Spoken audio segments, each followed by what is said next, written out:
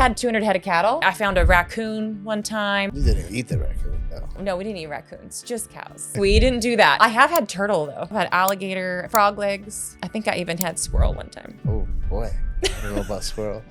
I'm pretty sure I tasted it one time. It was just like chicken. Oh man, poor little squirrel. Today we have Julee Gracey. All right, Julie.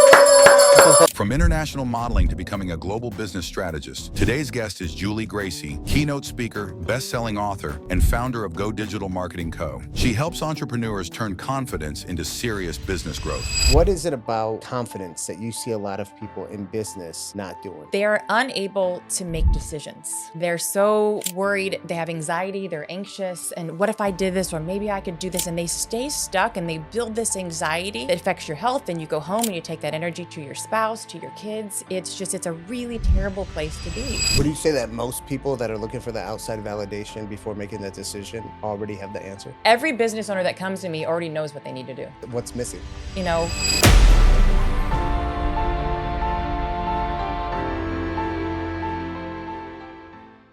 Welcome to another episode of A Healthy Point of View podcast. I'm your host, Sam Tejada, and as usual, we're bringing experts from all over the world to talk about health, wellness, beauty, and mindset. Today, our guest here at the studio comes all the way from Dallas, Texas. She is an author, a speaker, and a business coach. Today, we're going to be talking about building confidence. There's a lot of us out there that don't have the confidence we need. Even if you think you have the confidence, there's always room for improvement. Today, we have Julee Gracey. All right, Julie. Welcome to A Healthy Point of View, Gracie. thank you so much. What an intro. I love it. All right. That's how we do it here. We're bringing that energy, that fire, just to kind of like break the ice. We do that nice welcome, just so your confidence can come out, right? So Julie, before we start talking about what you do as a coach, a business coach, and all this confidence stuff that I really want to get into, I want the audience to actually know who Julee Gracey is. So we're gonna go way back from when you were a kid, so we can really understand what your upbringing was that got you where you're at today. Yeah, it will explain a lot because I grew up a farm girl.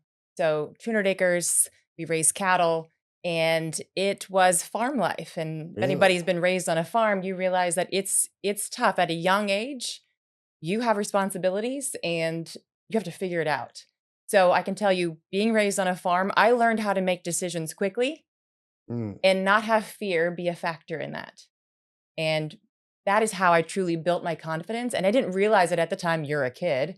But so many times there's decisions and things need to happen and on a farm that no one's coming to save you. You're Right. literally in the middle of nowhere. And so from a young age, I learned to just take action, set the emotions aside and think logically and make things happen. And that's how I was raised. So, when you're young, that's your normal. It was normal for me to look at a situation and maybe I felt fear or I felt uncertain, but to be able to look at what are the logical steps to make this happen. And so it was such a gift, learning that at such a young age. And that's exactly what I teach today. Nice. So give me an example of one of those things where you got to make that decision on the farmland so quickly. Yeah, there's multiple. Lightning strikes, the barn's on fire. It's 3 a.m. The whole house is up and you're running out the door. Wow. Like, we could be scared, but the animals are going to get out, or there's animals trapped in the barn. You just have to act. And it is that we talk about fight or flight, and you're a firefighter. And there's the people that see the fire and they freeze or they run away. And I've always been the one to, as soon as I see it, I sprint toward it. Right. Okay. There is that reaction. So when I see a problem, it's immediately like I'm going toward it. Now, is that always the best? Sometimes no. Maybe it's like you should have thought through that process, but I'm always running to the problem, not away from it. And I really believe that was part of kind of my upbringing. That's how I was raised. Yeah, I can resonate with that because that's kind of what I've done all my life, since I was young and also professionally, always going to the problem. Mm-hmm. And I've always been kind of like that person, like that friend. When anybody else has a problem, it always lands on my lap. right? Where it's just like, I got to do something about it. I got to be the coach or the mentor or whatever it is to get this person or the therapist, right?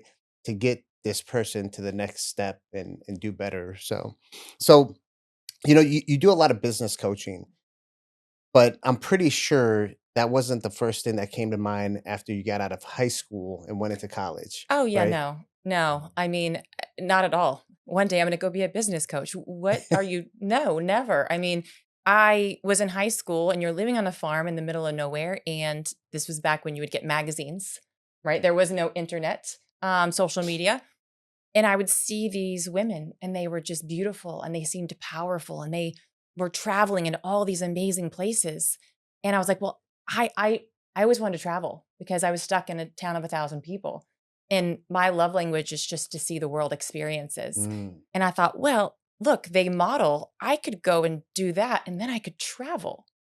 And so I started looking at, like, what does it take to be a model? And I went to my mother and said, "Mom, I want to model." And instead of, like, putting down my dream or, like, really, how are you gonna do that? We live in the middle of nowhere on a farm. She asked me this one very powerful question, and I teach this framework today, and she said, "Ask yourself, what if I did? What if I did become a model? What would I need to do?" And it takes out the emotion, and I literally wrote down the logical process. Well, where do models live? I would need to move to LA or New York. And I went through the process of what I would need to do, and I literally just followed the steps. And that's how, from high school, I took off. I was in LA. I worked in TV. I worked on game shows like Deal or No Deal. I was on the cover of magazines. At one point, I sold everything. At one point, I sold everything and booked a one-way ticket to Europe, walked runways in Milan, and just was able to travel all over modeling. wow. And everyone's like, "Oh, it's your dream to model." I'm like, "No, it's my dream to travel." Modeling was just the vehicle to get me to do that. So, Wow. yeah, Well, you gotta have a certain level of confidence to do that. Talking about buying a one-way ticket to Europe. Sometimes I always question, like, my parents, right? They took 4 kids and left Dominican Republic without, you know, understanding the language here, and Mhm. they just moved here to the US. But, with them, it was to give us a better opportunity. There was a bunch of other things going on politically. We had family here. Now, with your story, I gotta hear more about this because we are talking about confidence, and something got you to a point to have the right confidence to say, "You know what? I'm gonna buy a one-way ticket, go to Europe, and really take this modeling to the next level." Yeah, and it was just, again, confidence or ignorance, maybe a combination of both, but I am so grateful for the innocence at that time, because you look back now, would I let my daughters do that? Absolutely not. There's no way. I've seen some crazy movies where I'm like, "No." There's one, Absolutely. I think it was called Taken or something like that, Yes, and it's just yes. like, "Man, there's no And way." I think though too is my mom has just always been, not everybody has that person that speaks life into them. And I Mhm. realized what a gift I had. You don't get to choose your parents. Right. And, my mom was an immigrant from Canada. I'm first born American. And it was very much of, you can have anything you want, but you're going to work hard up for it and don't depend on anybody else to do it for you. And again, being raised on a farm where it wasn't like, "Oh, I'm tired." We don't care if you're tired. The animals still need fed. The work still needs done. Right. And that work ethic and mindset as a kid just rolled right into life as I got older. And I learned to make decisions without emotions. Like, you start to feel fear or scared or nervous about a decision. And I knew the process to set that aside and go through, and how to logically go through the possibilities and the steps. And that's a huge basis of what I teach people to do today, because there is so much emotion involved in health decisions and business decisions. Um, but yeah, going back to booking a one-way ticket to Europe, yeah. And it was kind of like, what if I did?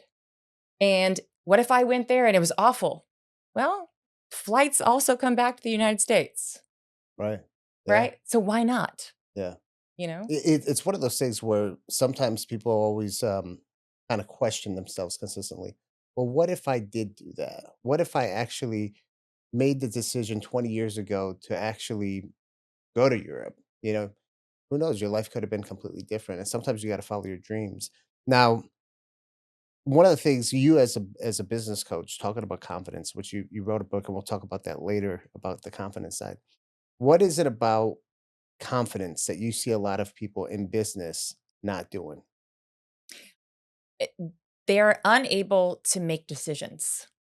They're so worried, they have anxiety, they're anxious, and what if I did this or maybe I could do this, and they stay stuck and they build this anxiety and it feeds into their life, it feeds into their health. We know about the mind body connection.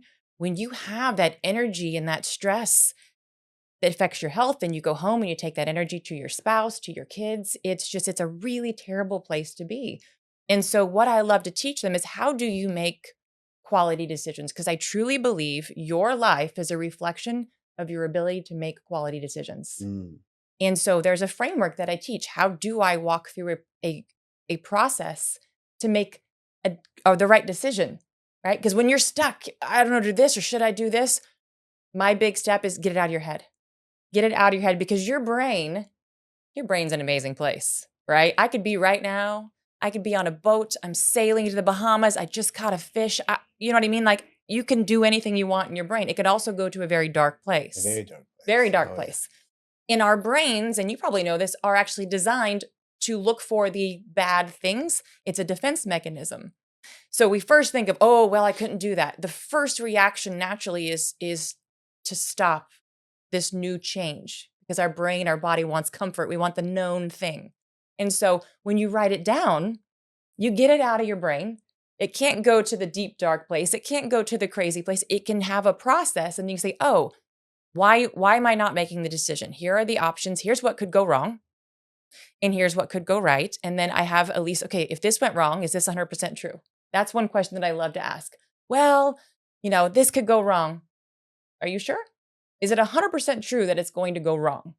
Mm, Well, no. Okay. So then there's a possibility it could go right. But they focus on the negative. I have a whole process that you write it out. And I've had people come to me that, make decisions. One girl, gosh, and I talk about her often, actually. She had always wanted to be a pilot, and she never told anyone. And I walked her through the process of, what if I did? And she's like, this is the first time I've ever written it down. wow. I've never told anyone. And she was like, I'm shaking physically. Literally just checked in with her today, just today. She's still in pilot school. She's getting ready to take her exam. That's amazing. That's amazing. So, Julie, when you're talking about the emotions, Mhm. right? Those bad emotions that start basically overtaking your thought process Yeah. and doesn't allow you to do that one thing, or because now you have that fear. You have to, and I'll let you comment as the expert on it.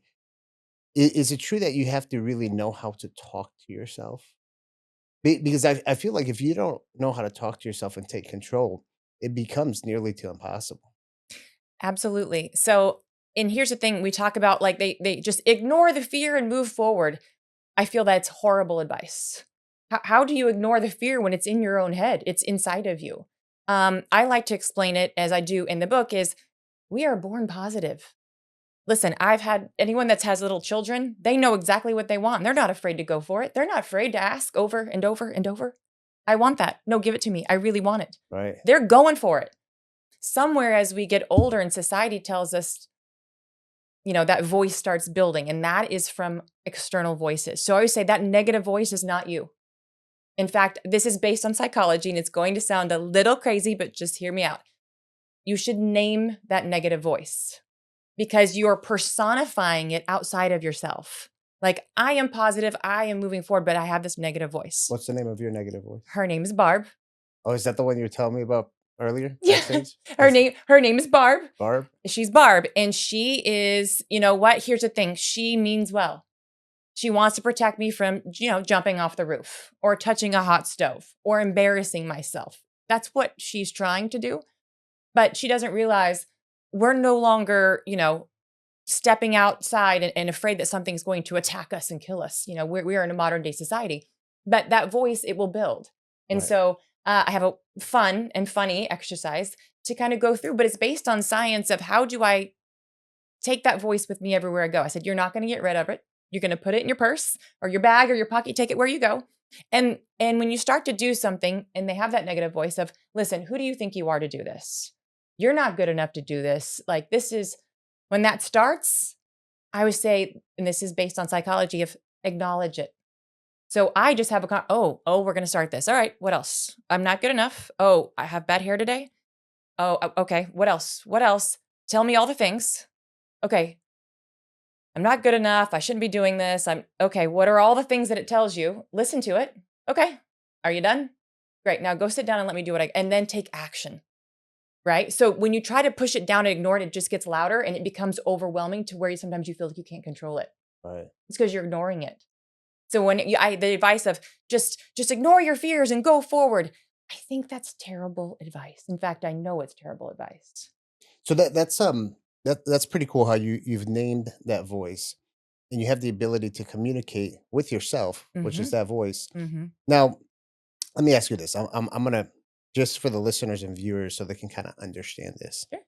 So if I ask you right now Mm-hmm. to go ahead and sing a song for us, Mm-hmm. right? That fear is just, I'm not gonna do this on this podcast. What is Sam asking me to do? Right.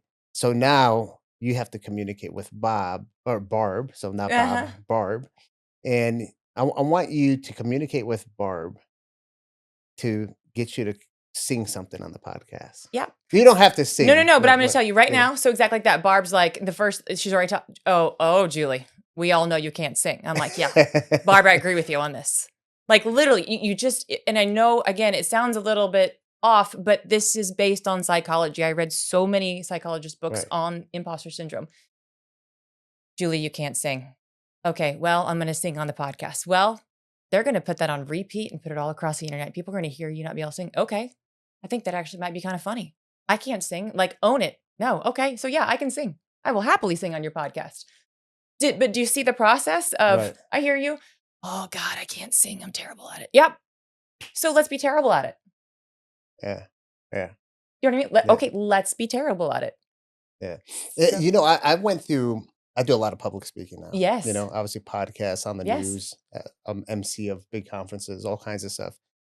And I was never a person who could speak in front of people. I actually had some serious like stage fright. So like everything you're saying, I can resonate with it. And I remember my first time actually being on a stage. I was in an orchestra, symphony orchestra in high school. It was ninth grade. My brother was in the orchestra. He's 2 years older than me. And for him, when we had our first concert, of all the string instruments, the winds, there was about 150 members in the orchestra. Everyone was excited, that we're going to have a big symphony orchestra concert going on. And it was my first one. And I was a second string violinist all the way in the back. No one could even see me if they wanted to. And I got the worst butterflies. Literally had to go to the bathroom, sit on the Yep. toilet. Yep. The director, after everything happened, they played all the music without me. I missed the whole concert. And the director came to me. He says, "It's your first one." He says, "I get it." He says, "You'll be good the next few times. We'll work on it." And since that day, I told myself, I got to change. I can't let that happen. And what I ended up doing, I ended up becoming the class clown. I forced myself to become the class clown. I Mhm. was like, you know what? I'm just going to act funny. I don't care what people think. I'm going to be that like C average student who's like the class clown. And from there, that's where my journey started to be able to like actually speak publicly in front of people. And I remember when I was 16 and I was already working as a lifeguard, I became a swim instructor just so I can feel confident teaching kids how to swim, right? And be confident being able to communicate to the parents as a 16-year-old swim instructor. And then from there, everything just trickled. I became a CPR, first aid instructor, teaching people with stuff that I was already pretty confident in. And then it just built from there year after year after year. But I was very had serious stage fright. So But you understand that's actually normal. Do you know the fear of public speaking is more than the fear of death? This I is believe it. and I Yeah. believe it's called glossophobia, which sounds like I'm afraid of makeup or something, but it's the fear of public speaking. It is truly a massive fear. And I work with people that are multi-million-dollar CEOs and they are scared to death to speak in front of people. And they won't even get on camera. No, they won't get on camera. And so that's why I have a program. It's called Confidence on Camera Academy because I was coaching so many business owners and I'm like, okay. And so the number one way to market yourself is getting on camera, video online. They're Yeah. like, like deer in the headlights. You can't be a faceless company. You have to do it. That's how Yes. I learned as well. Now, I want to talk about something about that, Yes. about speaking publicly. Hmm. So I thought I mastered it to a certain point, right? Speaking on panels, speaking on stage, doing keynotes, on the news. Pre-recorded news is completely different than being on live news. You Yes. know, being on podcasts, in-person podcasts versus virtual podcasts, and I was just doing it all. Me doing my podcast, and then last year, I remember I'm the chairman of the association, so Hmm. a few of the other CEOs we were on a monthly call, and we do a big conference for the whole industry. And they asked me, they said, "So Sam, we want you to be the MC of the 2-day conference." And I said no. You know why I said no? Well, Fear. but an MC is different than a speaker. That's where I'm It's going to. very And different. I'm gonna have you comment on this because I think Yes. this is very important. I've never done the whole MC thing. Now Hmm. I gotta keep the attention of the crowd for 2 days, 8 to 9 hours straight every single day. I said no because I was uncomfortable. I had that fear. Lucky I know what I know. After that day passed, I told myself, I says, "I've always learned that you grow when you're uncomfortable. Hmm. I'm gonna do it."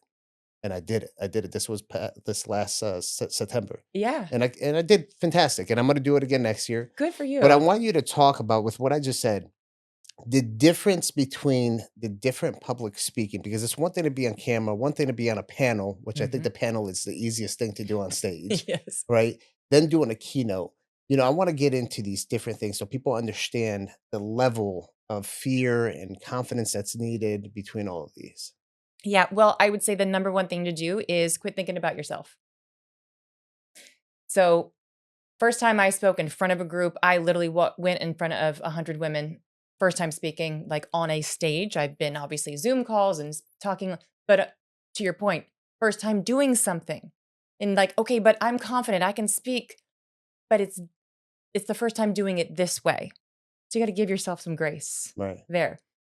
But I had a coach, my speaking coach at the time, and she said, "Julie, are you nervous when you coach people on Zoom? Like you coach them?" I'm like, "No, I could do this in my sleep all day long." She goes, "All you're doing is coaching from stage." That one sentence, done. I walked up there. I assure you, I was not nervous at all. Walking up like I thought I would have, okay, the butterflies and am I gonna the slides? I walked up there and I was so confident and so comfortable because I'm like, no, no, it's not about me. It's about all these women in this room that need to hear the message that I have to share with them. And so I literally was like, I'm coaching right now. And as soon as I put that in my brain, it was solid. And I'm telling you, I've done a lot of speaking events. It was one of my best ones. Nice. The very first one of the best ones that I've done. Amazing. Yeah. And so speaking to what you're talking about, you've spoken on a lot of podcasts, you've been a speaker for events. An MC is a whole nother ball of wax. It I is. have a friend who is an MC and he is perfect. He does a lot of speaking. He is perfect as an MC, but he's trained as an MC. You are entertaining the crowd, you're getting them hyped up for the next speaker. There's managing the flow of the room and the stage and the speakers. I've never been an MC. Now, could I get up there and wing it? I think I could. In fact, I feel confident that I could. Would I screw it up a little bit? Probably. But I probably could make up for it with a little bit of, my energy up there. But so that's something that someone's like, would you want to be the MC? Maybe. I might not do it great, but would I do it good? Yeah, I think I Yeah. would. I took a lot of preparing when I did Yeah. it. And I think that's something that people should kind of you want to feel, you don't want to feel unprepared. Yeah. Right. Hmm. And I remember when I first did it, I told Carlos, who was right back there. And I told Carlos, I said, because he was running the whole production team for the event. We had thousands of people there. And I told Carlos, I said, I need one of those earpieces. I got to be in communication with you the whole time. He says, don't worry, I got it. And no lie, I had an earpiece and I was able to be in communication with stage production and everything. Oh, this so and so, we're looking for him before he comes out on stage. And that just being prepared at that level just allows you to feel more comfortable, Yes. Yeah. right? And that comes across. comes across on camera. And you've seen this with people that are speaking. You can just tell that they're nervous. And so luckily, again, you had all the experience there. So it was like, okay, this is new, but it probably came off as excitement as opposed to nervousness. Yeah, I was still nervous. Yeah. And the interesting part is everyone on my team, everyone, they said it says you did good the first day, but you were a heck of a lot more comfortable the second day. It's like the first Yeah. pancake. Yeah. Everyone's like, I got to get so prepared. You just got to go rip the band. Like on the first one, prepare as much as you can. Right. That's why I created the academy. Okay, this is how you speak. Here's the process. Here's your body language. Here's how you add, tone to your words. Pause. Drop the tone of your voice because sometimes we get excited and we speak really high. Like, okay, we're gonna bring it back down. So I'm gonna give you some of these basics, but then you've got to practice. And Right. like you said, where do you start practicing? Zoom. Getting on Zoom, speaking into the camera. How is my energy? And then, okay, can I go on a podcast? It's pre-recorded. You screw up, they're going to cut out all the parts you screw up anyway. Yeah. You're good. Start there, right? And a panel is a great place to start if you're not comfortable speaking because the focus isn't on you, Right. I right? agree. Or if you're someone probably like you and me, I just was like, okay, you want me to speak? Sure, I can. Here's the thing. Did I walk up there and think, I'm going to crush this? I was like, well, I won't know until I do it. What if I did? What's the worst case scenario? Well, I might embarrass myself. Have I ever embarrassed myself? Oh, yeah, lots of times. Lots of times. But I survived. So if I want to go down this path, I have to get started. And I'd Right. rather be embarrassed and make mistakes now so that in a few months, like I've got that behind me. Right. Yeah. We see that a lot in business or in your health journey. Oh, I want to get started. Maybe I'll do this. And they make these huge plans. Well, I have to now start working out 5 days a week and I have to clean my diet and I have to go on all these vitamins. Honey, how about you just put your shoes on and take a walk around the block? Why don't you just start with that, right? It's like that first step toward the goal that you want to reach. Yeah. I had a guest on the podcast just the other day, founder of ancestry.com. Okay. And he said something, it kind of goes with what you're saying. He said, knowledge is not power. And I actually say knowledge I is say power. that. I say it all the Yeah. time. Knowledge is not power. Okay, Right. sorry to interrupt. No. It is not. I want to see where you're going with it now. What do you say? Okay, because I have a lot of overeducated friends that never use that knowledge. That's it. You hit the nail over the head. He said when he said knowledge is not power. And I stopped and I really resonated with what he said. He says, knowledge is not power without action with you applying it. I said, man, that's so true. A lot of us, number one, we know, let's say someone who's eating unhealthy, they know how to eat healthy. Mhm. People know what healthy food is. You're just making the decision not to eat it. Amen. Right. So same thing, when people do things that are not right, that are bad, someone's committing a sin, most people know that it's a sin. They know that you shouldn't steal. They still steal, Mhm. So they have the knowledge, but they're not utilizing it. So now with what you were saying, it's like people get this knowledge, but how do they actually apply it and use it? Yeah, well, it depends on in what context. So for me, for business, would be okay. I'm going to teach you about sales, and we're going to learn how to grow your business. What do you want to do? First of all, clarity. What is it that you actually want? You'd be amazed at how many people don't actually know what they want. Right. So I make them write it down and look at it. And here's the thing: it becomes very real, right? A lot of times people don't write down their goals or what they actually want because then they actually have to look at it. And they Mm. have to own that they're not taking steps toward that goal.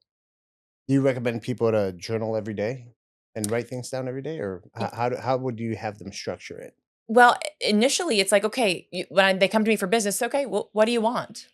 It's not what I think your business should be. What do you want it to be? What is your goal? And a lot of time with business, I said, business, we're always tied to financial numbers, right? Otherwise, you have a hobby.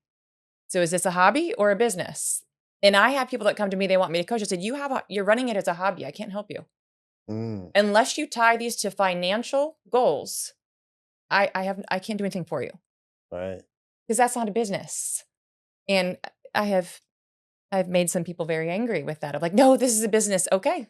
Well, what's the number one reason? What's the difference between a hobby and a business? Profit. Got to make money. Right. And so they've never actually written down. I'm like, how much do you need to make $1 million a year? They're like, oh, I don't know. I'm like, it's $83,333 a month. How do I know that? Because I've done the math. Right. It's they've never actually written it out. So I would say the biggest takeaway for anybody that's in business or wanting to start business, have the confidence to build a business, write down what you actually want. That's step number one. You have a 43% more likelihood to reach that goal if you write it down. Right. Those are Harvard facts. So it just, we overcomplicate it. Yeah. Yeah. Right? Julie, when you make a decision, do you make a decision with your mind, your heart, or your gut? I would say mind and gut over heart. Okay. Break that down to me. Explain that. Yeah, because my heart is it's all emotion. It's all Mm. emotion. And I've seen decisions be made that are not logical in any sense. So there is definitely a place where emotion is the forefront. But when it comes to business or it comes to your health, those are logical decisions. And I Right. always talk about business. You might be passionate about this business, and that's where the emotion is, because your big, deep why. That's where you let the emotion. That's where you can lead with your heart. I love this. Yeah. This is what I want to do. Okay, we're going to take that. We're going to set it right next to you. It doesn't, but we're going to set it here. Now we're just going to focus on the mind, the logical part of this. And then when you get through the logical parts, then that's when your gut instinct, okay, this is logical. I know this is the path. I'm passionate about this. Something with this feels off. That's when your gut comes in, and we don't ignore that. Would you label that gut feeling as intuition? Yes. Okay. Yeah, what your sixth sense, your intuition, something is off.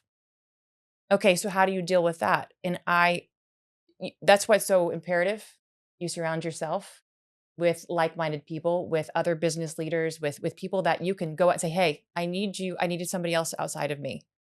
Here's the logical process. Here's where I want to go. This is what I know in my heart I want. Something about this feels off. That's when I like to get like outside input. Okay. Right? Yeah, yeah. Because maybe they can see something I can't. Or maybe there's some question that I don't even know I have in my subconscious about it, that just having a conversation with someone else that can give me a different point of view. But other than that, you can be dangerous to go out to get everybody's opinion on things. In fact, it's very dangerous in business. You know Yeah. this. So I want to touch up on that. Yeah. So getting other people's opinion, right, Mhm. is one thing, and I want you to explain the difference between getting someone else's opinion for whatever decision has to be made versus getting someone else's validation for you to make that decision. Yeah, that's a really Yeah. great point. Because there's a lot of people that are missing that level of confidence to actually pull the trigger and execute without getting outside validation. Yeah, and it's, to me, what I've experienced with that, with at least with my clients, is they haven't actually thought through the process, or somewhere they have a lack of belief in themselves. So again, I like to go back to the logical. Where do you not feel like, here's all the steps. Let's go step by step. You need to do X. Do you feel 100% confident you can handle this? And if it goes, this way, or it goes wrong, that you know what to do to fix that? Yes. We go through it all. Yes, yes, yes. Okay, so then what part of this are you uncomfortable with? Like, I literally call them out on it, because it is. And then they're going to sit and they're just, well, I'm going to think about it. Would you say that most people that are looking for the outside validation before making that decision already have the answer? Every business owner that comes to me already knows what they need to do. Mm. So what's missing? The confidence to move forward of like, I think I want to do this, but is this the right decision? And I don't know if I'm good enough, and I don't want to look stupid because I'm going to try this and everybody's going to see me fail. And they start spiraling through all of these questions. Right. What's great, I say there's no shortcuts in life. Yes, there are. Yes, there are. I look for them all the time. Hire a mentor. Yeah. You've had coaches and mentors. I've had coaches and mentors. I have coaches and mentors to this day. I have not accomplished a single thing in my life without a coach or a mentor guiding me. Right. Not a single one. I can't take credit like, oh, self-made woman. Absolutely not. Yeah. My success is because I've had people all along the way guiding me, coaching me, whether it was just a mentor, a a friend that had experience in the direction I was wanting to go, or coaches that I've paid. The coaches that I pay I love them because they take no BS. And that's exactly what I need. I don't want to be surrounded by yes men. Oh, it's okay. You tried. That's not what I want. That's not what I need. Right. And that's what I tell my clients. I'm like, look, I'm not here to hold your hand. I'm here to tell you the things that other people won't tell you. And you have to be careful. Who do you get your advice from? Right. Right? Yeah. Because I'm going to build this business. And then my grandmother's like, hey, I don't know if you should do that. Okay, thanks, Grandma. I appreciate your thoughts. But you've never built a business before. You've never built a business and you don't know anything about this, but in understanding, a lot of times they're saying it out of love or their own, limited beliefs. Right. I always say they typically mean well, but never would I go to anyone in my family for advice in building a business. Right. I agree. And so you have to say, where am I getting my advice from? I don't have anybody to help me build this business. Well, then go pay a mentor. Go pay someone that's already done what you want to do. Yeah. If I wanted to start a health brand, or I wanted to start a lot of stores where I did, what Liquivita does. So, Sam, do you mentor? Like, I would literally go to someone like yourself, say, this is what I'm wanting to do. Can you mentor me in this space? I want to go start a clothing brand, where I would go. One of the best ways is then go work at a clothing brand. Right. Go back to the bottom. Go learn it. Go learn it. Yeah. It's we overcomplicate it. And here's the thing is, we think we have time. Next week, I'm going to think about it. Oh, I'm going to look into this. I'm going to talk to this person next month. And that becomes years. Like, success loves speed. So I always just say, oh, well, I'm going to call that person. I'm like, great, get him on the phone right now. They're like, oh, well, I was going to call him next week. I'm like, no, we're on a call right now. Go ahead. Do you have your phone number? Call them right now. Just do it. Yeah. And they're just like, and they're like, Yeah. Instead of contemplating and that, because then that's how you end up losing. You got to move. Going back to making the decision, we talk about yes, mind, heart, and gut. And you mentioned you primarily use mind and gut.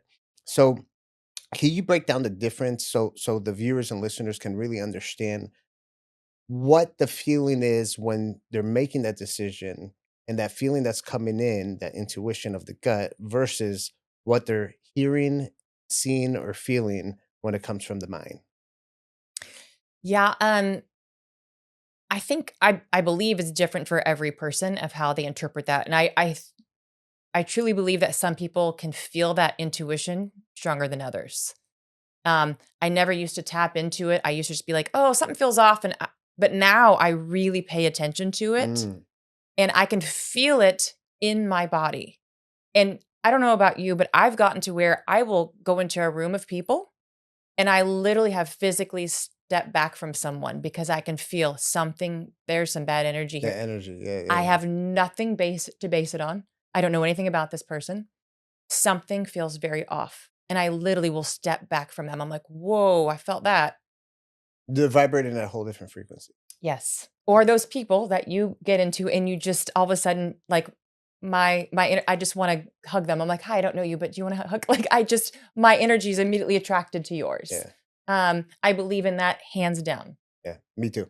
That's something that it's not easy to tap into, but once you actually have the ability to tap into that, and you can feel someone else's aura, how their energy you just know. So that's pretty cool that you could do that. Are you a believer in any kind of higher power? Absolutely.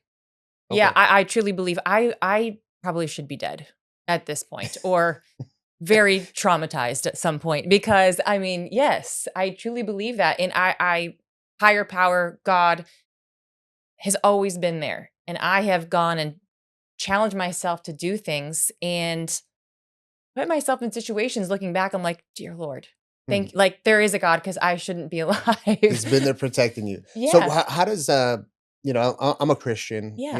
a believer.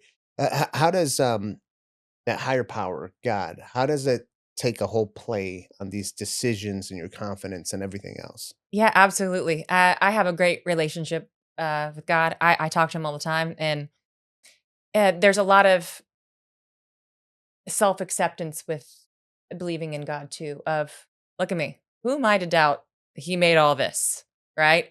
The good parts, the parts that I don't love about myself, the parts I'm working on.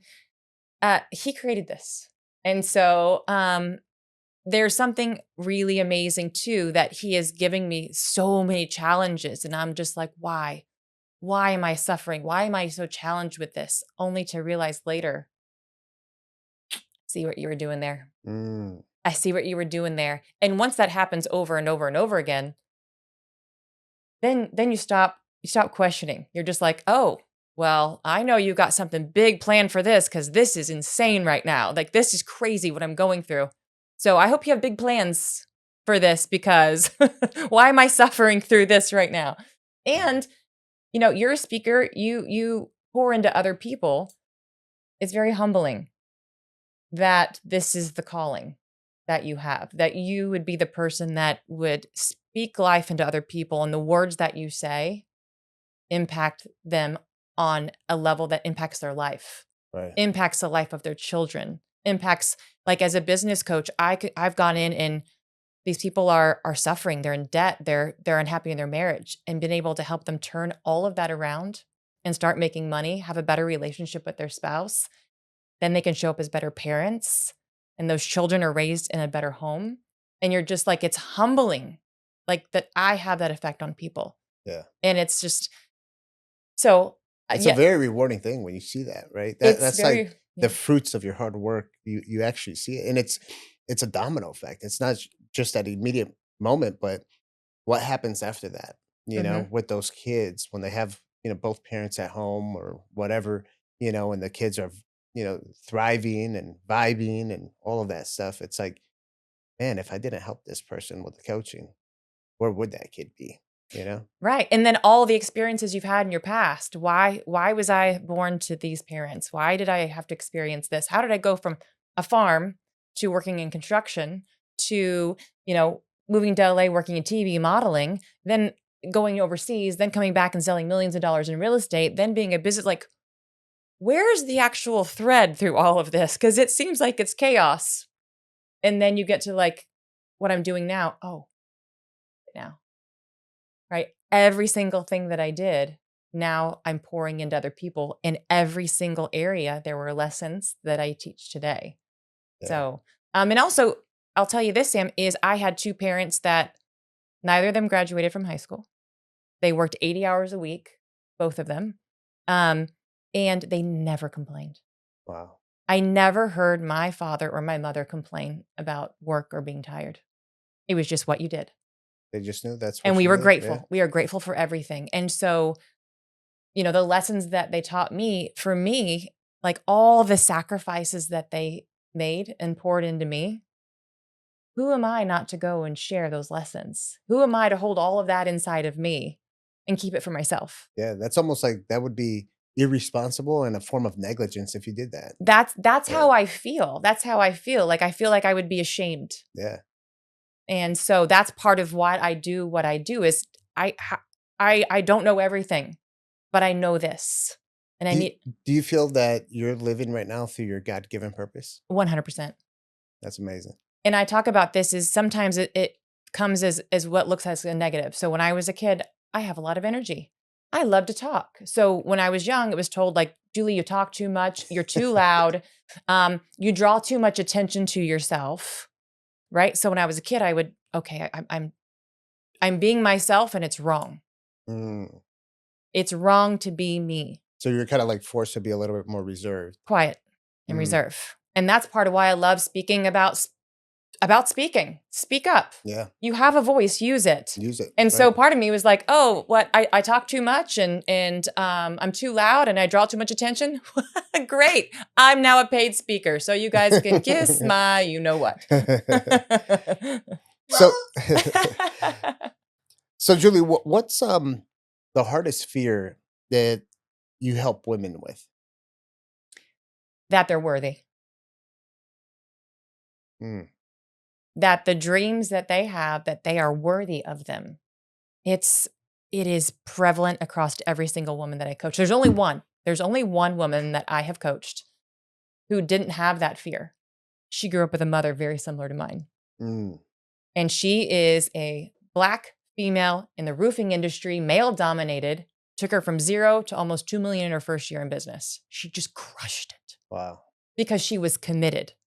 She wasn't like, oh, I'm going to try to build a business. She's like, I am doing this. And she just went after it like it wasn't an option to fail.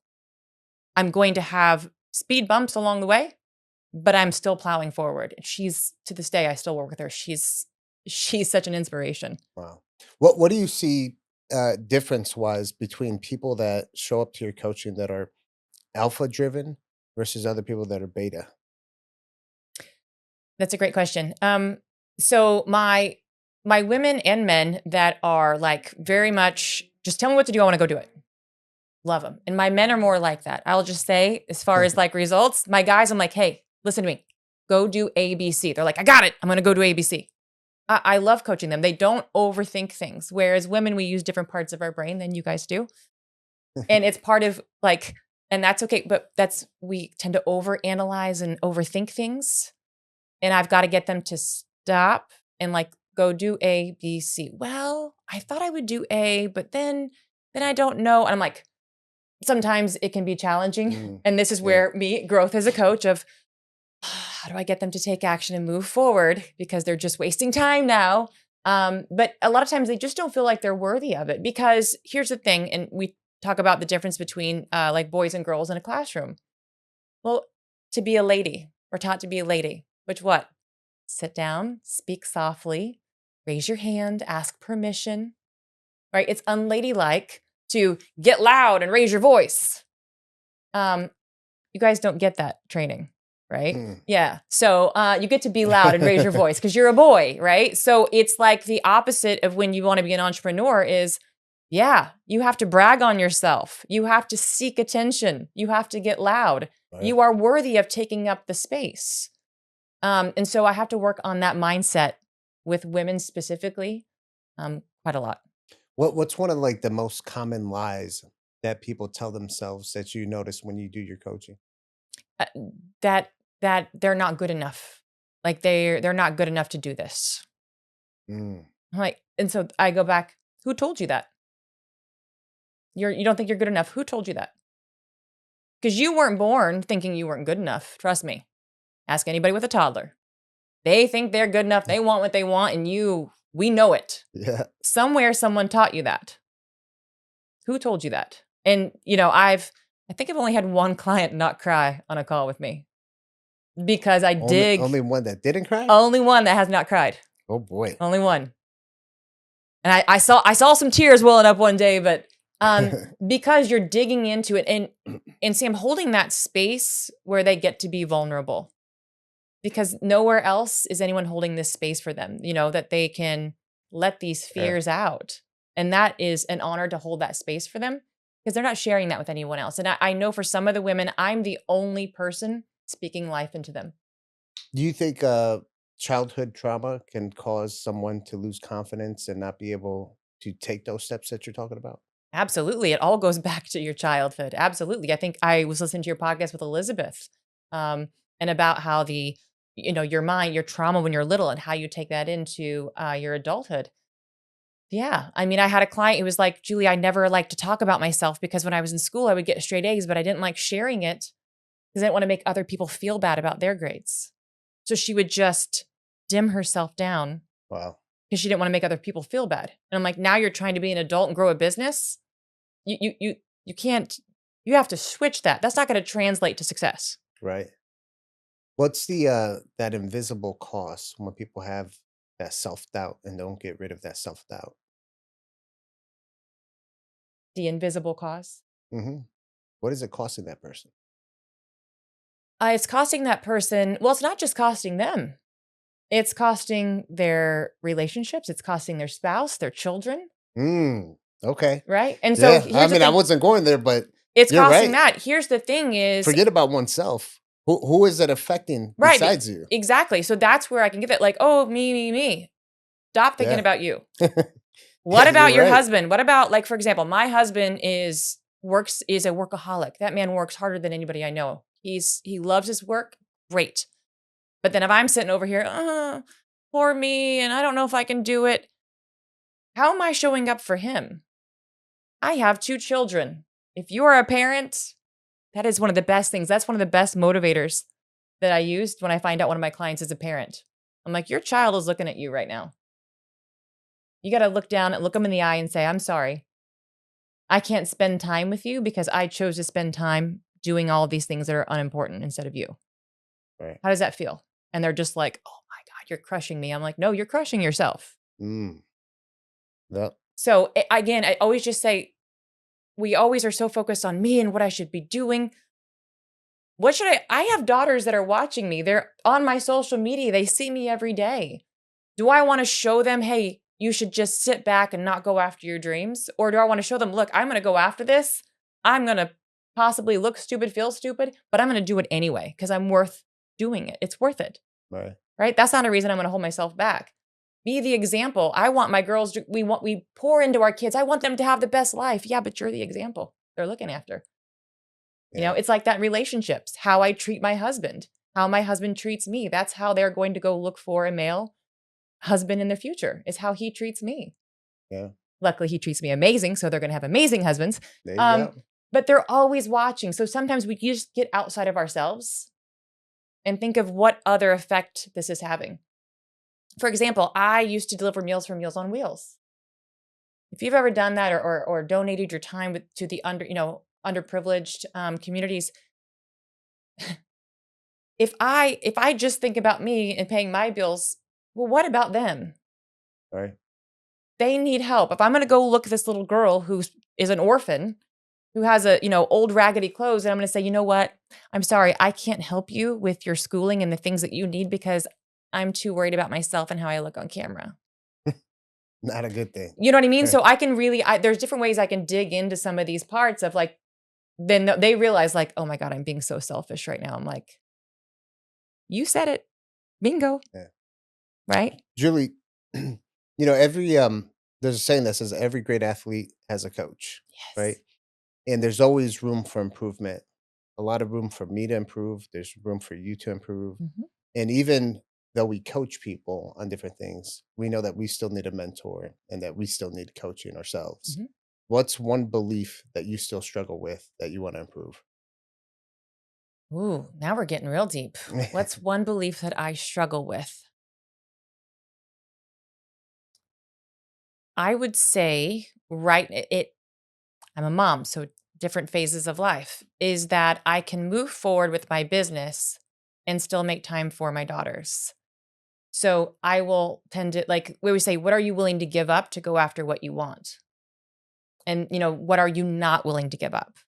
I am not willing to give up time with my children, Mm. right? I mean, my youngest will be and graduated from high school in a year and a half and off to college. My oldest is already off to college this fall. And so Wow. I'm very aware of time with them.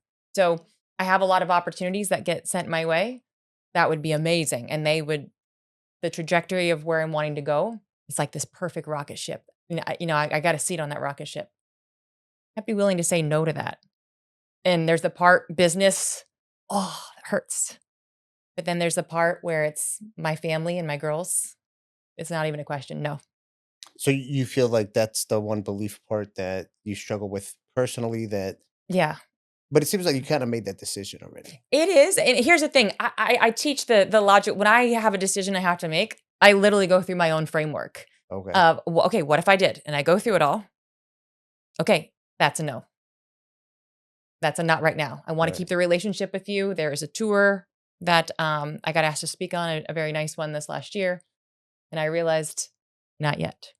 I'm happy you mentioned about certain things that you have to sacrifice when you're succeeding in business, Mhm. right? And you have to understand those things. So, as a business coach, what are some of the things that you sacrifice personally being in business and succeeding in business? Which business and which era, you know what I mean? So, Right. I mean, when you are young and you're just going after it, who needs sleep, right? Because I'm in my 20s and Mm. I can rebound like there's no, I can go out all night, get to work the next day. Um, I didn't really sacrifice anything. I just did whatever I wanted. Here's one thing I'll tell you, Sam, is like when I was modeling, the one regret that I have was I didn't run it as a business. It was, this is fun and it allows me to travel. I didn't see modeling as a business. Now, had I, and I You can ran make it a like a lot of business, money, right? it would have been a different scenario. But it was just, I was, it's the knowledge I didn't have. I didn't Right. even know to do that. Does that make sense? Yeah. So some people, they don't even know what they don't know. I see it all the time. I see people that have something so good, Mhm. right? Either it being within them or a product they have or something that they're representing. And even a lot of influencers that have millions of followers, they're there, but they don't have that coach or someone to tell them like, go run it as a business. Do this, do that. Like you can capitalize so much more than what you're doing now, Mhm. but they don't know. Well, and here's the thing too, Sam. I have clients that come to me. I show them exactly how to, 10x, 100x their business. They don't want to do it. Why is They that? say they want to, but they don't. You know, I've stopped trying to figure it out. Maybe they don't want to do the work. For example, I had a gal, she had a t-shirt company, custom t-shirt company. And I said, you ever done the math on how much you're making on shirt? Yeah, well, I sell it for this. I'm like, that's not what you're making on it. You got to do the numbers. How much are you making your time? Come to find out, she was making $2 an hour. Jesus. She had a full-time job, and in the evenings, her kids, after she'd make dinner, they'd be in another room, and she'd go into this little room in her house and start making custom t-shirts. But through the process, we learned you're making $2 an hour. Yeah, that's not good. But is it, first of all, it's a hobby. You're not making any money. Second of all, is it worth you giving up every evening with your kids for $2? Right. And she was just like, oh my gosh, no. I said, all you have to do is make this one switch. And you'll be making, I think we did the math, it was like you're going to be at $250 an hour. Okay. Kids might watch a movie for a little bit while I go in here and bang a couple of that, but and then how to build that to $1 million. And she still didn't do it. So, with clients like that, Mm-hmm. and I know you've had plenty of clients that, how you said earlier, they don't do it, Mm-hmm. right? I'm pretty sure you've had clients where they say, "Oh, I'm content where I'm at." Are they lying to themselves? Maybe, but honestly, I don't think so. I'm content where I'm at. Okay, then why am I here? Right. And I have said that of like, look, there's nothing I can do to help you.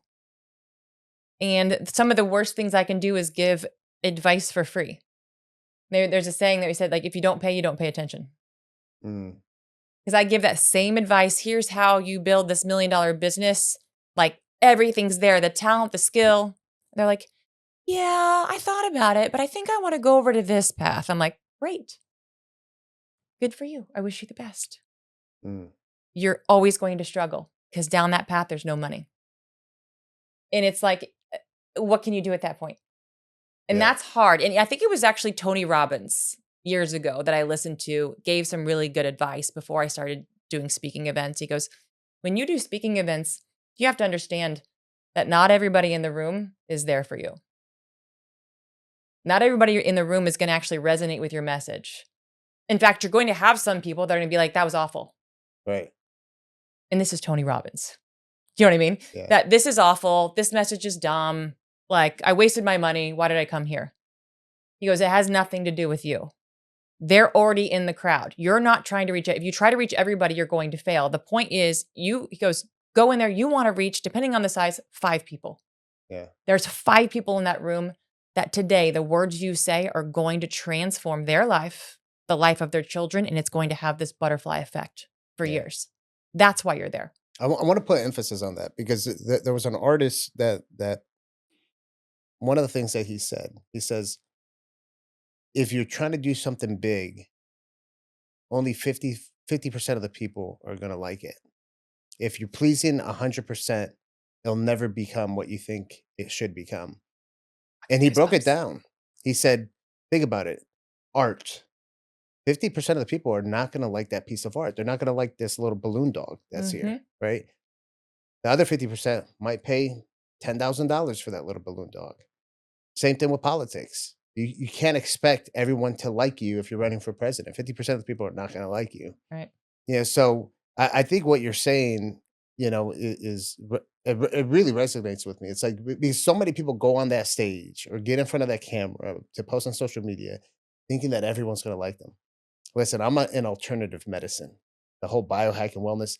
There's like 50%, more than 50% of the medical community in traditional conventional medicine Mm-hmm. that rip my content apart.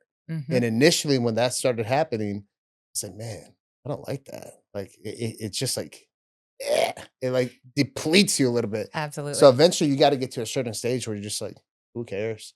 Keep on commenting, build up my engagement, Mm-hmm. on social media. Yep. So, Yeah, and know what it is, and trust me, it's not like it's not like you become immune to it, right? So we all love to help people. I mean, we're in this. I have 100% the best intentions. I'm taking everything that I've learned and I'm pouring into people. Okay, someone doesn't like it. Okay, but then when you get the negative come back to you, you're like, you have to be where it can hurt a little bit. Like, oh wow, that stings. Oh, come on. And if you don't have that guard up, it can get inside you. yeah. And sometimes it's like, oh, yep, it's inside me. All right. And then you have to, I would say, recognize it, because the decisions you make after that in any area are probably not going to be that good, Right. because you've got this, you let that negative get inside of you. Would you say you Um, have to learn how to navigate and also control those type of feelings?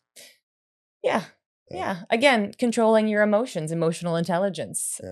of, okay. And here's the thing, and we teach, of course, I've never gone on to someone else's page and been like, you're terrible. This is awful. I'm not that person. I don't Yeah, have me time for either. that. I don't have time for that, first of all. And if I don't like something, I might be like, "Pfft, that's stupid. Swipe. Next thing. Next thing. To actually stop and make a comment to personally attack someone, that's how I know like something's going on in their life. They need Jesus at that They point. need Jesus. For They real. need some Jesus. They might, you know what? They didn't get spanked enough as a kid. I think that's what it was. I my I was scared to death of my mother. So it was Yeah, she was a tough one. So no. You know what I mean? Like, you don't behave that way. yeah, yeah, But yeah, you're going to get those comments, and so like they always say, if you don't get haters, you're not pushing hard enough. yeah. In sales, oh, I made 10 calls and I sold everyone. You failed. You're not making enough calls. Your prices aren't high enough. Like, you got to get your percentage lower. Actually, you're going to get your percentage of closings lower, but you're going to sell and make more. Right. Right. Yeah, yeah, yeah. No, I could see that. I I learned how to kind of like navigate through a lot of that stuff. Is obviously working 12 years working in the fire department. Obviously I've been retired for what 7 years now. Um, you get what's called PTSD, Hmm. right? Yeah. And the things you see just they never go away. Yeah. They're gonna be with me until the day I die. Every Mhm. gruesome call I saw, like I remember it till this day. But you learn how to control those thoughts, So it's kind of the same thing. You have to kind of like control all that negativity, the bad press, or whatever comes up. People saying anything, and just keep on pushing forward. Yeah. I used to be very reactive when I was driving. Of course, I lived in LA. I was in my 20s, and LA traffic is crazy. And I'd be like, okay, you're going to cut me off. I'll cut you off. Like, I was not a positive person when I was driving. You have to be aggressive, defensive in LA traffic. And I don't know where the switch came, but and maybe it's once I have kids that change me for sure. Um, but it was more like when someone's like rude to me when I'm driving. Now I have a very different mindset, and I don't know where it started, but it was just like, okay, yep, like, give it to me. Don't take that home to your family. Don't take it to the little lady just trying to go get her milk at the grocery store. Don't take it to the teenage girl who's driving for her first time out by herself. Give it to me. You want to be a you know what and honk and flip me out? Yeah, okay, give it to me. I can take it, and I do that, and it's almost like with my clients. I'm like, if you get a negative comment, you post something, you make a phone call, a sales call, and someone's nasty to you. They're like, don't call me. This is awful. You call me. You give it to me. You don't carry that. I'm like, it fuels my fire. Right, right. So you give it to me. So that's part of what I do for coaching, because it'll sit in them. It'll weigh on them. Mm. I'm like, did you get a negative comment? What do you say? Well, he wasn't very happy. Ooh, yes. Tell me. You got somebody angry with you? And then I celebrate it, because you made the call. You Right. made the call. Okay, now give it to me. What do you say? Give me the words. I'm like, this is awesome. High fives. You're awesome. Now go make another call. You just gave it to me. So like mentally, I'm walking them through. Take a deep breath.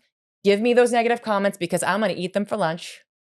Now you go make more calls. right? Because it'll stick in them, and then that doubt comes in, and if they're not sold on what they're doing, they'll never make a sale. Mm. And so I love being that person for people. Oh, ooh, we got somebody that's upset, angry. What'd they say? Give it to me. You have to change your mindset about it. Yeah. Because here's the thing: when you can't get somebody upset on the phone if you're not making sales calls. Let's reward yourself. You're picking up the phone. You're making calls. Yeah. Yeah. I agree with that. Absolutely. So, Julie, obviously you're on a Healthy Point of View podcast. So Mm-hmm.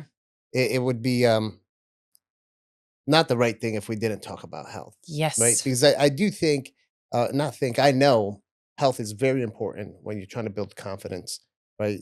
Mhm. When we look good, feel good in front of that mirror on a day-to-day basis, when we have that energy inside of our body, we're just going to perform. We're going to be a heck of a lot more confident. And I know when I lose a couple pounds and clothes starts to fit a little bit nice and a little bit tighter, my confidence goes out the roof, and people see it, people feel it. So I know you were telling me about skinny to healthy. Mm-hmm.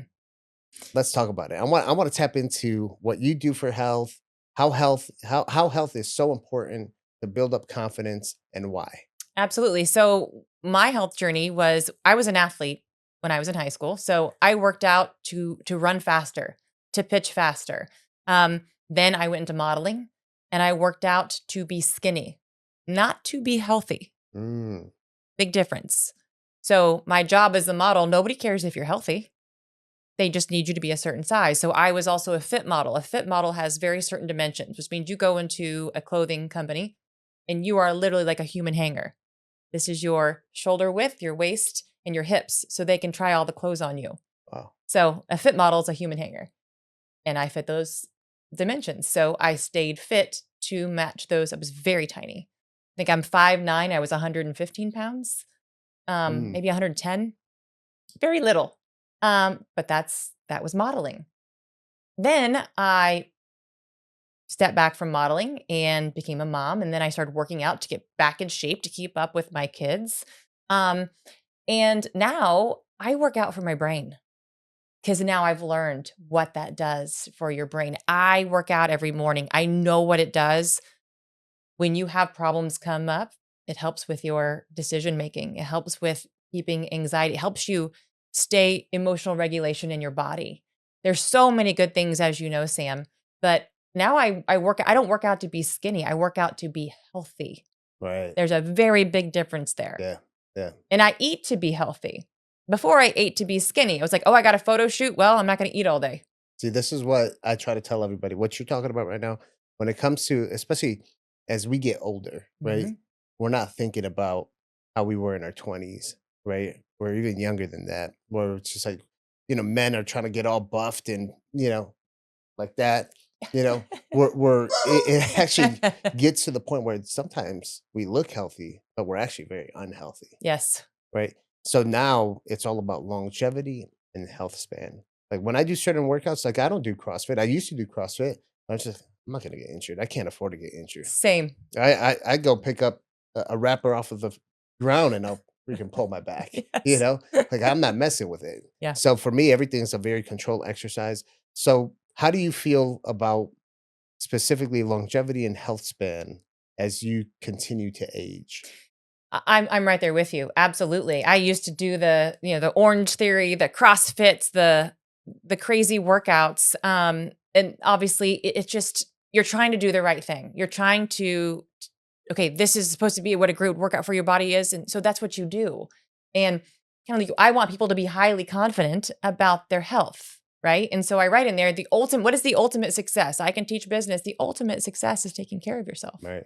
And so I'm over 40 years old. So now it really is understanding my body at this point because this is not the same body I had when I was 20 or even when I was 30. This is 40-year-old body. How do I take care of myself the right way? And that's just educating yourself and learning as science develops of what works best. And same as you, I do very controlled. So for me as a 40 plus woman, heavy weights, walking, my number one thing is sleep. Yeah. Sleep is a Prioritize your must. sleep. Nothing messes with my sleep. I am to bed early. do not, I tell my family, unless there is a fire or you're dying, do not wake me up. It can wait till the next day, because that's how important sleep is to me, because I know what it does for my body. When I get a really good night's sleep, I'm like jumping out of bed. I'm going to take on the world. Do you use an Oura ring? Right? I No? don't. I No? don't. So I've stepped back from those trackers myself Okay. because, and I know that you know this, sometimes the negative effect of those is letting this little thing tell me what to do and how I'm doing it instead of focusing on Yeah. how I actually feel. Yeah, that's actually something that so I'm writing my third book. It's called Your Wellness Data. And I highlight that actually, what you just said, Really? because you could actually, stress is a true killer. It causes Mm-hmm. inflammation, oxidative stress in the body.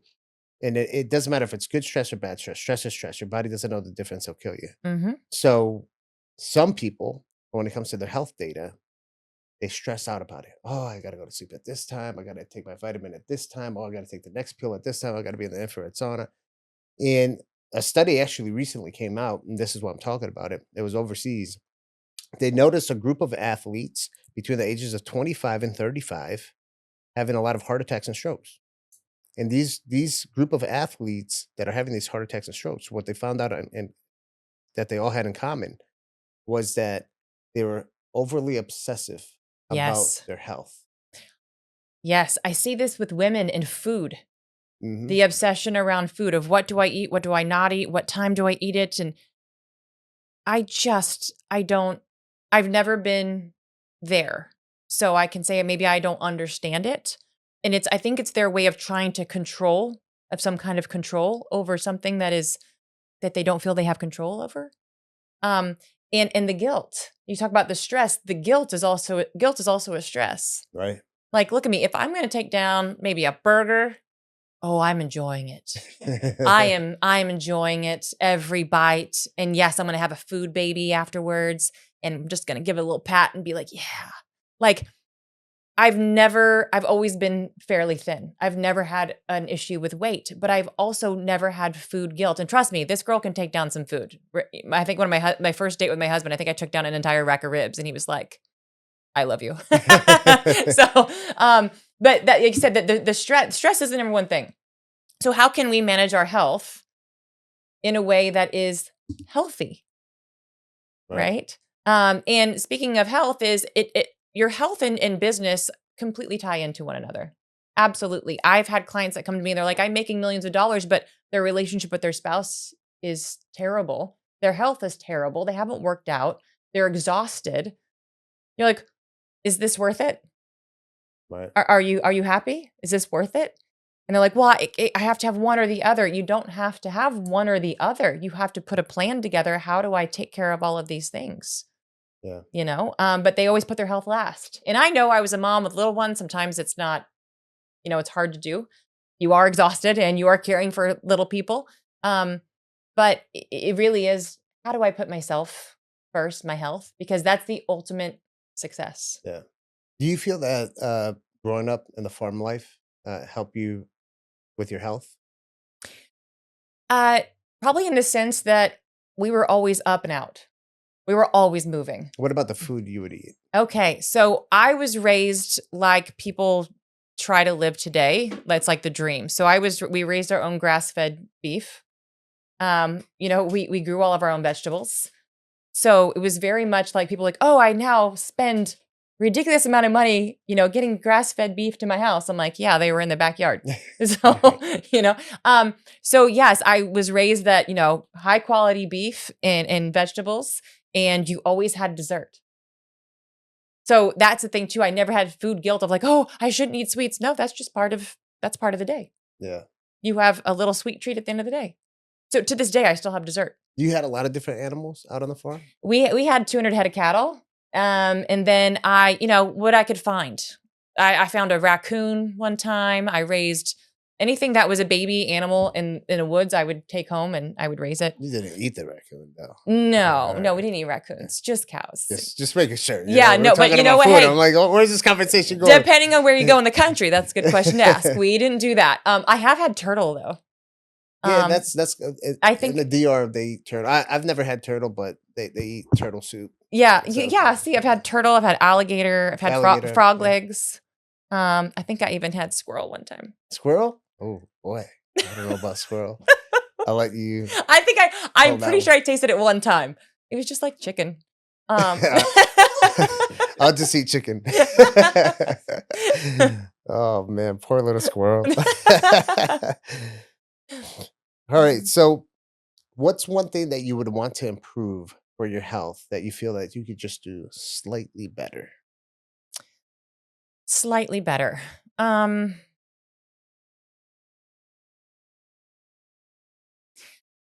This is going to sound terrible. I'm pretty happy with what I'm doing. Yeah. Like I work if I work out pretty regularly, and if I find that I'm off, I stop and say, okay, where did my schedule take over? And then next week I adjust. And it's because I coach it. I feel like I need to live it if I want to live in integrity. Oh, 100%. So I hold myself accountable that way of like, I'm telling my clients, okay, we're going to help you with sales. Yeah, but how many times did you move your body this week? I need you to move your body because it's going to help me coach you in business. And they're like, Yeah. what? Yeah. Yeah. You thought we were just going to learn sales and scripts. Go take a walk and come back. And, but I would say I'm pretty good. I mean, it's been a journey. Here's the thing, when you're trying to get healthy, it just takes time to learn what works for your body, what works for your routine. But yeah, I mean, I get all the grass-fed beef. I get the wild Alaskan salmon. I have the sprouts. I have the cage-free eggs from the chickens that, Jesus himself blessed. And I have, I like to go to do things for my health, like liquid IVs, learning from you about the difference in some of the different IVs compared to what you have to offer. I love learning these things. I would just feel like there's so much more to know. I'm always trying to educate myself. Because you have people that are like, okay, I'm going to go to XYZ place and go get an IV. And they think that they're doing something good for themselves, when really they're putting inflammatory products into their body, and it's actually causing other issues. Right. Or they're putting synthetic B6 into their body, and they wonder why they're having, neuropathy, and but they're trying to do the right thing. They just have the wrong information. This is such a pet peeve of mine. And so that's why I loved, Liquid Vita. You don't do that. You don't use those synthetic chemicals. You don't use the preservatives in the liquid. Like, these things matter to me, but most people don't know about this. Right. And I think that what you're doing with the education of this is so powerful and so needed. I appreciate that. Yeah. Do you do anything for your brain health, cognitive health? I work out. I get sleep. I hydrate. I avoid stress. I get daily sunlight, 20 minutes. Nice. I laugh every day. Do you meditate? No, I do box breathing. Okay. Meditate. I'll tell you this. I like to do quiet time. So this might be my version of meditating. Like, I like to take 30 minutes to an hour where I just go into a space in my home. And a lot of times I'll have a book and I'll read. I'll start to read, but then I'll put it down, and I'm not really sleeping, but I'm almost like a deep rest. It's like Huberman would call it, a deep rest. Mm-hmm. And I would call that more of my meditation time. Okay. But yes, I've tried. It's like all of my friends love yoga. And this is where it's crazy that I'm attracted to people, because I try to do yoga and my brain starts going bananas. It's like, what do I do? I cannot calm my brain. Yoga does the opposite to me. Really? Yes. Oh, wow. They're like, oh, you're going to breathe and meditate. My brain is like, oh, it's quiet. Let's start going through 1,000 things. You watch Andrew Huberman? Oh, yeah. Oh, yeah. And he's big into brain health, as a neuroscientist. Yeah. No, I love him. I love how he breaks it down in ways that are simple that I can understand. Yeah. In fact, I quote him in my book too. Oh, really? Okay, and it's basically about the part of your brain. When you do one hard thing, there's a part of your brain that grows and it helps you do other hard things. Right. And so, like, I will do cold plunges. Oh, you do cold plunges? See, that's one of the ones I just, I can't do it. So here's don't say this. You can't. Yes, you can. Is it 100% true that you can't? It's not that I can't. Okay. I don't want to do it. Okay. But see, that's exactly what I teach. Don't use the word can't. Yeah, right. I don't want to do it. Yeah. That's the honest answer. I was trying to be nice. I don't want to do it. I don't want to do it. I grew up in Milwaukee, Wisconsin. I know what cold is, and that's not fun. Yes. So here's the thing. Do I love doing it? No. And I know for women, it's not good to do as much as men, but I despise being cold. If it's 115 degrees and the sun is bearing down on me, I am happy. I love the heat. So what do? I go get myself my hot tub in the winter outside and it's cold. It's 30 degrees. I go get myself in there and I'm miserable and I make myself stay in there for 3 minutes. Mm. That is mental. That is a mental exercise because every part of your body is like, you are dying, get out. And to get yourself to stay, there's a massive part of your brain that grows in that. Yeah. Also afterwards, you're just like the chemical release in your body and for your brain. Oh yeah. I am so calm. You could not upset me. The world is great. It's like the best. I don't do drugs, but I only imagine if that was like a calming drug, but it's all natural. Right. Yeah. Yeah. That's exactly what it is. So Julie, there's a big movement that's happening Mhm. right now. It's called the Maha movement. Yes. Make America Healthy Again. Yes. It's What are about you- time. What are your thoughts about that? It's couldn't get here fast enough. Could not get here fast enough. What do you love about it the most? I love that we're actually getting educated about what real food is and what we should really be eating. Right. I mean, we flipped the food pyramid, which those of us that know it's been upside down forever. Yeah, exactly. I've been saying it for 20 years. Yeah, absolutely. And so, but now we can start to educate people why. Absolutely. I mean, we have obesity is off the charts. Child Mhm. obesity is off the charts. We're going down a very bad path. Right. And for like companies, in putting wellness programs in their businesses, I think are hands down the data from Harvard, the return on investment is a 277% return on investment for every dollar spent. Wow. Where else in your business are you going to get a 277% return? Right. They should be bringing Liquivita and having those in, those in their wellness programs. If you want to have a successful business, the wellness of your staff is going to affect your business. If they're tired, they've been eating Doritos, they stayed up all night playing video games, they're coming in hungover, how productive are they going to be? Right. But if you have a program where they have a gym membership, they can get a workout in, they can go get a liquid IV, they can get some red light therapy. Like, this is just data. And I know you love data, and maybe you already know this. The data is there. Like, so if we're talking about business people and they want a return on investment in their numbers, there's the data. Right. Put a wellness program into your business. Tap into the wellness. I agree. Absolutely. And for entrepreneurs, it's even more risky because a lot of entrepreneurs, it's you. Mm-hmm. You don't work, you don't make money. It's the unbeatable equity, your health. Yeah, absolutely. And so they find that you have a 33%, you miss 33% less days of work when you focus on your health as an entrepreneur. And that in a solopreneur or a very small business, that is a massive difference in your business just by focusing on your health. Right. So they think about, if I got a membership to go get IVs and red light and a gym, it's too expensive. Actually, you can't afford not to.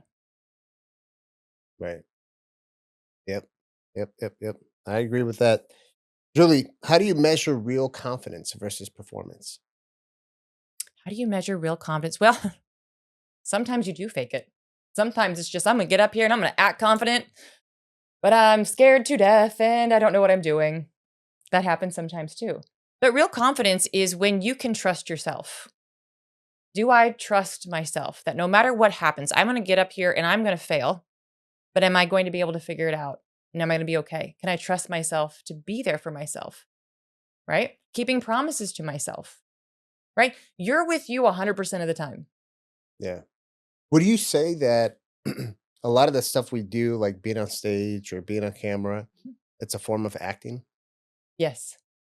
I Yeah. agree. You're a different person in church on Sunday morning than you are on stage, than you are in a bar on Friday night, than I am sitting on the floor with toddlers. Yeah. And we wear different hats. You have to, and I'm not saying become pretentious. Keep it real, but you still have to kind of put on some kind of somewhat like a facade, right?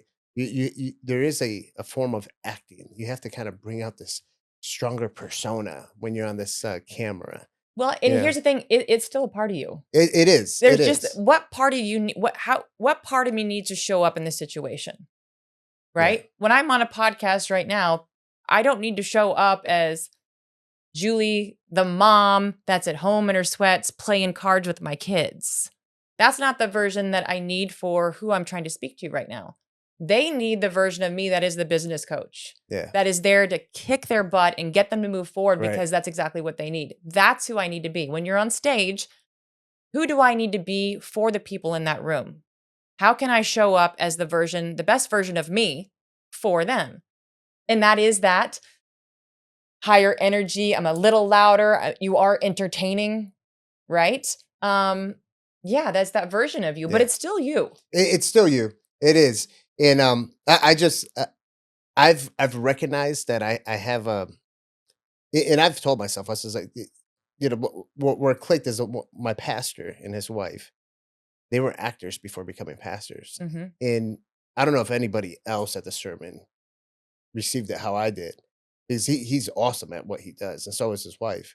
And I told myself, I says, that's why he's so great on that stage. He did years of acting, like he can pull through with it, very strong. So I told myself, I says, man, I'm gonna learn how to act a little bit, hmm so when I'm on camera on stage, I can kind of keep the crowd going and everything. And sometimes when you're doing it so much, that persona comes with you. So Yes. and I remember going to my parents' house for one of the holidays, and I got friends that I grew up with, my brothers and my sisters. They're like, "Hey, Sam, you're gonna turn that shit off over here. You're gonna be the regular Sammy that we grew up with." And I was like, "Okay, yeah, I'll turn it off." And then I'm laid back and cool. So I've been that. yeah, Like, so when I go home, like holidays, family, I'm very quiet. If you can believe that. yeah, I'm just more, I'm over here sitting. How's it yeah. going? I'm kind of like the same I'm way. very Yeah, subdued because I'm not the business high energy presenting on stage version of me. That's not what I'm doing here. yeah, right, right. But the reason why I'm bringing this up, I think the viewers and listeners need to understand it's okay to put on that acting, right? Get out of that tightness where you got like that huge rock up your butt, like release and just let loose and become that actor. When you get in front of that camera or get on stage, it's okay. Yeah, get It's that okay. highest energy version of Right. yourself. Because here's the thing, too. Every person in that room, typically, if these events you go to, why are they there? Right. There's something that they need. There's something they're wanting to learn. They're seeking out something. There's a problem they have. You don't know what it is. Yeah. Okay. So part of it is if I get up there and I say the same thing of like, hi guys. So I'm glad that you're here. And today we're going to learn about sales. I mean, dear Jesus, that's horrible. And you've been in meetings where people talk like that and Hmm. you're just like, "Oh my god."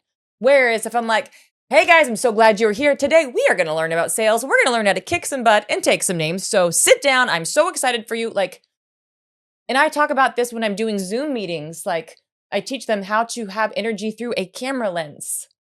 Put your shoulders back. Like, if you're excited about what you're talking about, the other person's going to get excited too. Yeah. Like if I came to you, I'm like, Sam, I cannot wait to tell you this. Oh my God, it's gonna be amazing. You're like, oh my God, what is this thing? I'm actually getting a little excited too. I don't even know what it is. You know what I mean? Right. Like the energy you put behind your words matters. Yeah. They definitely do. They But definitely it's do. like that in everything. Yeah. Yeah. Julie, this next question I'm going to ask you, I want it to come from the heart. All right. I want you to let the world know, based on what you do and what you've put together, what is the true problem and what is the solution you have for that problem? I would say that there's so many people out there that are holding themselves back. They actually know deep down inside what it is that you want to do, but you're waiting for permission. You're waiting for permission from the universe, from your parents, from your friends, from your network. That is never coming. And then what happens is you never realize those dreams and you think, well, I didn't want to do that anyway, but it's still deep there inside you. So I would encourage everyone to go through the process that I have in my book. It is a logical way to whatever that dream is, you ask yourself, what if I did? It's a framework and write down. Just do this exercise. It's safe. Here's the thing. When you take it out, it might be scary to write down this idea. It's safe. You're just writing it down. You haven't done anything yet. You haven't changed your life yet. Like getting that out of your head and onto paper is the first step, because I truly believe that you have gifts inside of you that are just waiting to get out. They can help so many people. And so for me, my goal is to help people get those gifts and those dreams out, because the world needs what you have to offer. Amazing. And Julie, what let's talk about the book. Highly Confident. Yes. What motivated you to put this book together, and what is it all about? Well, and it's highly confident. Well, I'm confident. No, highly confident. Highly confident. Highly confident. We're going to that level. How can I reach that level? Because when you are highly confident, the anxiety goes away, the self-doubt, the stress. We know stress is the number one killer. Mm-hmm. I mean, I can tell you this, I don't have those issues. I have a framework that I when I'm worried about something or I feel myself getting anxious, stop, walk through the framework to help make the decisions and get clear on where I'm going. And there's just so much peace in that. With your finances, with your relationships, with your kids, with your health. I wanted to write this because I kept teaching the same thing over and over to my clients, that it was the same pattern, whether they're a multimillionaire or starting a business from scratch. And like I said, I learned how to make decisions logically. I learned how to set the emotion aside, to tell Barb, your imposter syndrome, set to the side. Thank you for all these negative comments that you're telling me I'm not good enough, and still be able to think logically and still move forward. I had the most amazing parents. I had a mom that was so powerful in my life, and I realized not everybody has that growing up. So how can I take the lessons that I learned and get those into the hands of more people? Because they need it. Right. This thing where I'm not worthy, never had that issue. And not in a way that I think I'm so great. It's just that, why not me? So I'd say that to the listeners. Why not you? Right. And whatever excuse you come up with, I'm going to say, who told you that? And is it 100% true? Right. You'd be amazed at what you could actually accomplish when you start moving forward towards your goal. You're like, wow, I did that. I'm like, yeah, I know. Now go do it again. Yep. I feel it. I know it. It's in the book. It's in the book. Where can people find that book? It's on Amazon. Highly Confident on Amazon. It is there. The audiobook will be out next week. Nice. You can get me in your ear. Oh, you actually did the... It is my voice. I was not wow. allowed to... No one else is going to do my audiobook for me. No way. They got that AI that matches it, you know? And no. By the way, AI did not write this book. I wrote every word myself. Thank you very much. That's amazing. Yeah, Amazing. no, but audiobook, like, people are used to me talking, and then suddenly some random person is doing it. No.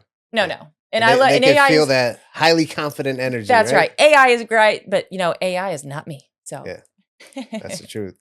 So all right, so Julie, we're gonna have a little fun here. Okay. I love fun. One of my favorite podcasts out there is the Diary of a CEO. Yes. And they came out with these conversation cards. So you're gonna go ahead and grab that. Okay. Take that sleeve off, and grab 2 cards from anywhere in the deck. 2 cards. I don't know what the cards are gonna say. Okay, I'm not gonna look. I'm gonna get this one. And then I'm going to get this one. Okay. I love this kind of thing. You're going to have to get another one. I think you took like the Joker card. Okay. Well, I don't want to look, Steve. I'm one of those, I never like to cheat at games. I don't like to, I really won't even look. Is that one? Yeah, that's good. Okay. All right. So you got to read what's on the card. Okay. And then you're going to answer it. Oh, fantastic. Do you have to do this too? Is this just me? No, I got to sit here and watch. Okay, great. So, yeah, I got to. All right. Okay, this is going to get deep. What is your rich life?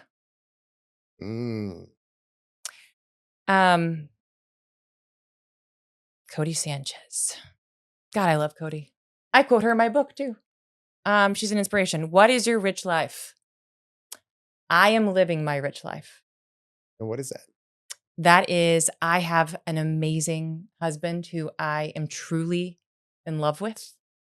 I have the best relationship with him. My children, I have an amazing relationship with them. They're all healthy. Everything that I want in life, I have right now. So for me, and it's that peace with that. I don't have the stress financially. I don't have stress with my health. And granted, it ebbs and flows. But the life that I'm living right now is my rich life. I truly could not ask for more. Now, I am a go-getter, so I'm always going to shoot for more things. Right. But I have everything that I want. That's Truly. amazing. So what's the next one? What do we got? What is an inadequacy that you admit to that you could work on starting tomorrow? Oh, organization. So put me on any stage, tell me what I'm talking about, I'll figure it out. But like the process of the operations of business, that's definitely where I struggle. Mm, That's just not how my brain works. I'm more of the let's go get sale. I'm more sales and marketing. Like my husband is operations. His brain is methodical.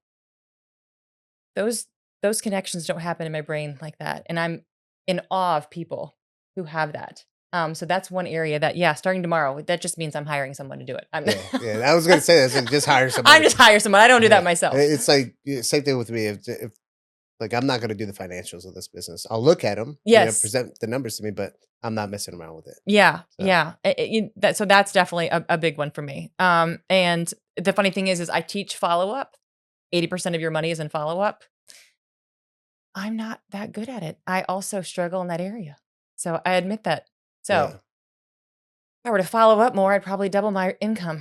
I'm gonna work on that for 2026. Thanks for calling me out. There you go. Love it. Love it. Julie, as we wrap up here, Yes. if there's one person who's listening or viewing this podcast and really resonates with today's message, what is one thing you can leave them off with? I would tell them that whatever it is that they want, to follow the process and write it down. Get it out of your head. Again, your head is an amazing place. We can think of all the possibilities, but it also goes dark, and it typically will go negative as your default. So whatever you want, write it down, get very clear about it, and then just write out the steps to get there.